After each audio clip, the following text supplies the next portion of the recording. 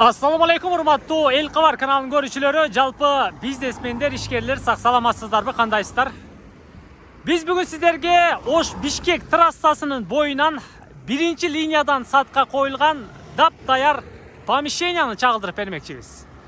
Дарегин билип алыңыздар, өзгөнгө келесиздер, мал базардын жанындагы 3 ача жолдон петролиум май куючу жайынан Жалал Абадты көздөй эле бурулсаңыздар, Дордой базарына барасыздар тетиге. Андан ары өткөн болсоңуздар, Прогресс тарапка өтүп кетесиздер. А сиздер мына ушул эле 3 ача жолдун сол капталындагы мына 3 кабат чек жейип турган имаратка келе бересиздер.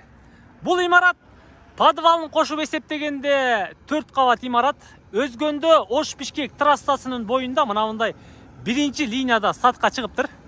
Эси чет жакта болгондугуна байланыштуу маалыматты бүт баарын бизге берди. Сиздер бул жагы Бишкектен, Жалал Абадтан, Казакстан, Россия тараптан келгениңиздерде мына ушул жерге келесиздер. 3 ача жолдун эле оң капталына өзүңүздөрдүн ишкерлигиңиздерди же бизнесиңиздерди жолго салсаңыздар боло турган помещение экен. Көрүп турасыздарбы? Тетиги 3 ача жолго жетпейт экенсиздер.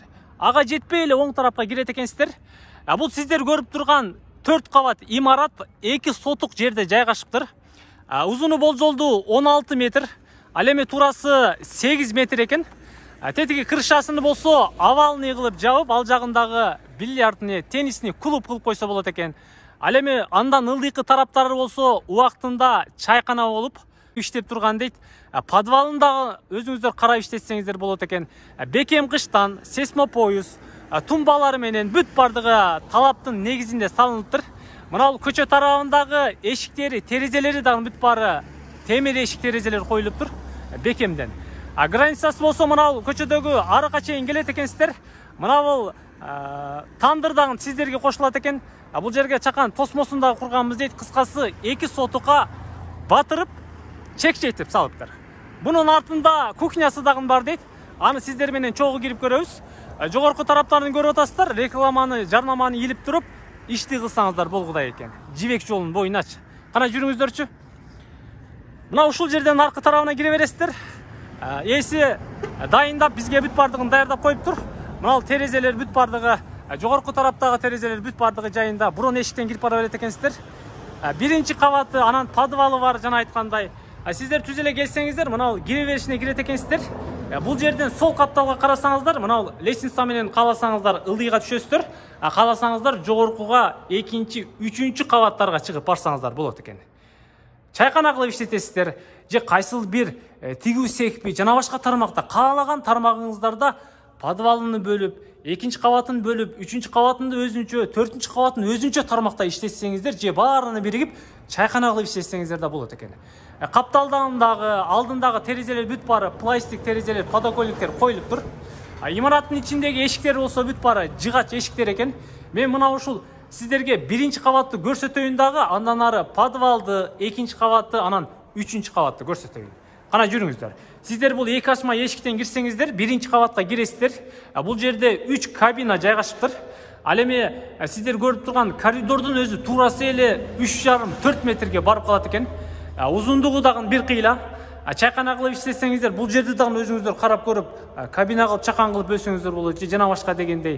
Алдыңкы тарабында болсо 3 терезелер коюлган, занавескалары тагылыптыр.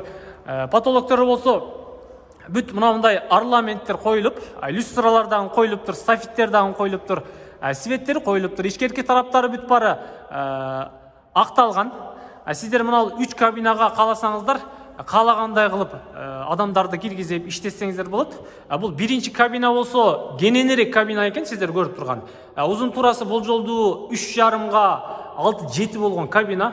Алдында капталында бир терезе, ичкерки тараптар акталган, потолоктору бүт баары шпаклевка болгон.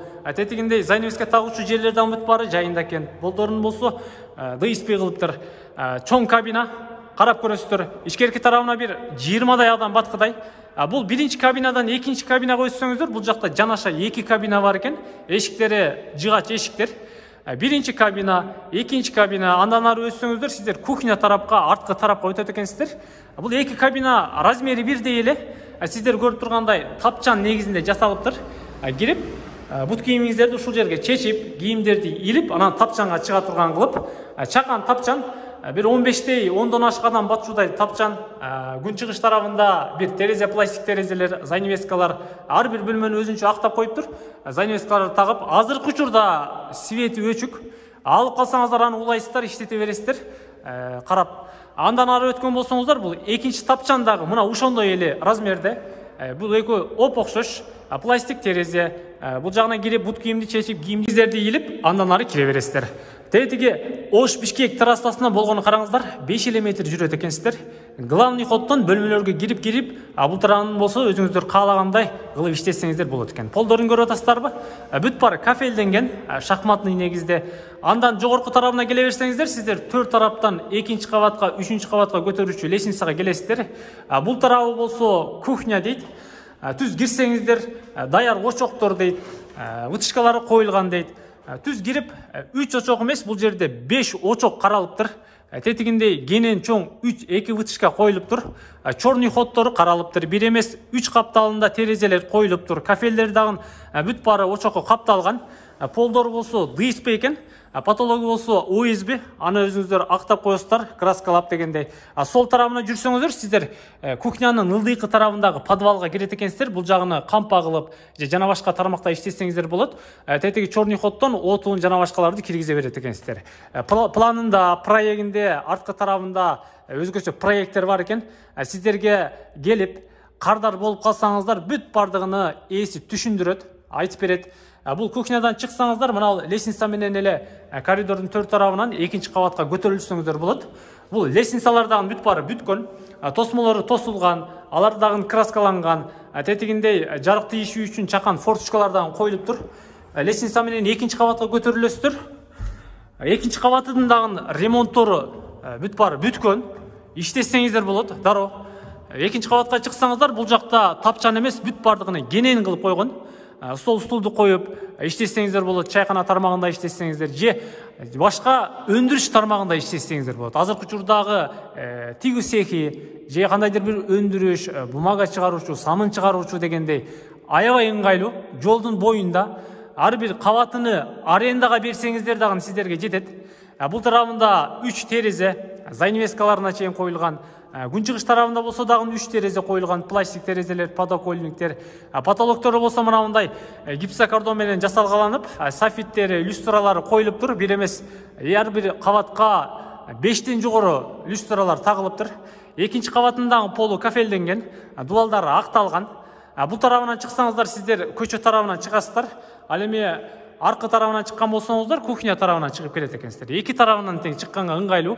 Официанттар, официанткалар иштеген болсо, эки тарабынан тең түшүп чыга берет. Ар бир кабаттын автоматтары өзүнчө, точкалары өзүнчө. Төпү пол дагы бул жерге орнотулуптур. Келсеңиздер аны дагы көрөсүздөр. Люстралары, тетигинде плинтустары дагы бүт баары коюлуптур. Жүрүңүздөр, 3-нчи кабатка чыгабыз. Бул жерден сиздер эки ачма эшиктен чыксаңыздар, мына жана сиздерге айткан подвал тарапка түшүүчү жерден жогорку тарапка чыгып келесиздер, главный ходдон. Бул тараптан 3-нчи кабатка чыксаңыздар, сиздер сырттан көргөн овалный жабылган крышага чыгасыздар. Рекламаны көрсөтүп турган теннисный, бильярдный клубка чыгасыздар. Бул тарабындагы дароо ушул турушунда сиздер ижарага берсеңиздер же иштесеңиздер болот. Кенендигин караңыздар. Бул жерде эч кандай тумба, сесме поездар кеткен эмес. Полу болсо жана сиздерге айткандай монолитный пол. Тумбалар чыккан. Буга чейин сесме поездар бүт баары өткөн талаптын негизинде. Жогорку тараптарын болсо овальный кылып, жабып, бийик кылып койгон. Капталыны бүт бардыгыны терезе кылып коюптур. Панорама. Караңыздар. Бул тарабы жана сиздерге айткан 3 көчө. 3 көчөдөн сиздер сол тарапка жүрсөңүздөр, Мал базар тарапка жүрөсүздөр. Оң тарапка жүрсөңүздөр, Өзгөндүн центрине, Ош тарапка, Баткен тарапты көздөй кетесиздер. Мына ушундай ходовой жерде жайгашыптыр. Көрдүңүздөрбү? Кана жүрүңүздөр, ылдыйга түшөлү. Бул жердин дагы чыга бериш жерлеринин бүт баарында потолокторун бүтүрүп коюптур. Лестница менен ылдыйга түшүрүп, эми подвалында бир катар көрөлү сиздер мененче. Кыскасы документтер бүт баары жайында экен. Кардарлар жок эмес, чыгып атат. Өзүбүз башка чет жакта жашаганга байланыштуу ошол тараптан эле жашап, ошол тараптан эле бизнес кылалы деп чечтик деп эси маалыматты берди. Сиздер бул тарабы 1-нчи кабатка түшсөңүздөр, мына подвалга түшөсүздөр. Бул жактан бир башпагы көз чаптырып коюңуздар. лестницадан түз эле түшө бересиздер. Лестницалар дагы бүт баары бүткөн. Ылдыйга түшсөңүздөр, нөлевой кабатка, подвалга түшөсүздөр. Бул подвал дагы аябай кенен. Карап иштесеңиздер болот. Эки бул жерде тумба кетиптир, сейсмопоездар кеткен, монолитный потолоктор болгон. Капталкы тарабында, эки капталкы тарабында 3төн форточкалар коюлуптур. Эки ачмай форточкалар экен. Полдор бүт баары, стяжкалар бүткөн. Узун турасы болжолду 7-ге 15тен ашыгыраак болжолду. Дуалдары бекем кыштан, жогорку тараптары монолит дегендей. Кыскасы ушундай. Жана айткандай, ээси менен байланышасыздар, же WhatsApp'tan чаласыздар. Документтеринен эч ким кам санамасын деди. Бүт баары жайында экен. Баасы болсо $110,000, бир аз кеми бар экен. Кем сүйлөшөсүздөр.